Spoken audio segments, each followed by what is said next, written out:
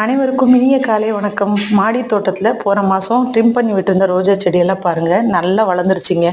Pink colour button ரோஜா செடி தான். இதில் பாருங்கள் பஞ்சாக இப்போ மொட்டுக்கள் வச்சுருக்கு. 7 டேஸ் செடியும் அதே மாதிரி வெட்டி விட்டுருந்தாங்க. இது பழைய செடி தாங்க, ஒண்டை வெட்டி விட்டுட்டேங்க. க்ரோ பேக் சின்னதாக இருக்கிறதுனால ரொம்ப ஹைட்டாக விட்டுட்டோம்னா பூக்கள் நிறைய பூக்காதுங்க. அதனால் இதையும் நான் ஒண்டை வெட்டி விட்டுட்டேன். இப்போ இதுலேயும் 7-8 மொட்டுக்கள் வந்துருச்சுங்க. ஆரஞ்சு கலர் ரோஜா செடியிலையும் இப்போ நிறைய மொட்டுக்கள் வச்சு பூ பூத்துருக்குங்க. காஷ்மீர் ரோஜா செடி ஏற்கனவே 1 மாதமாக பூத்துட்டு தாங்க இருக்குது. அதில் நிறைய இப்போ மொட்டுக்கள் வச்சுருக்குங்க. டெய்லி 2-3 பூ பூத்துட்டு தாங்க இருக்குது. பாருங்கள் இதில் எவ்வளோ மொட்டுக்கள் இருக்குதுன்னு. 2 மாதமாக நான் செடிகளுக்கு எந்த உரமும் கொடுக்கலிங்க. போன மாதம் மழை வந்தப்பயே சொன்னேன். இந்த ஞாயிற்றுக்கிழமை அன்றைக்கி தான் எல்லா செடிகளுக்கும் நான் மண்புழு உரம் கொடுக்கலான்னு இருக்கேங்க. அதே மாதிரி ஆரஞ்சு கலர் ரோஜா செடி ஏர் லேயரிங் போட்டது. அந்த செடியை நான் ஏற்கனவே வீடியோவில் காட்டியிருப்பேன். இப்போ அதுலேயும் நிறைய மொட்டுக்கள் வச்சுருக்குங்க.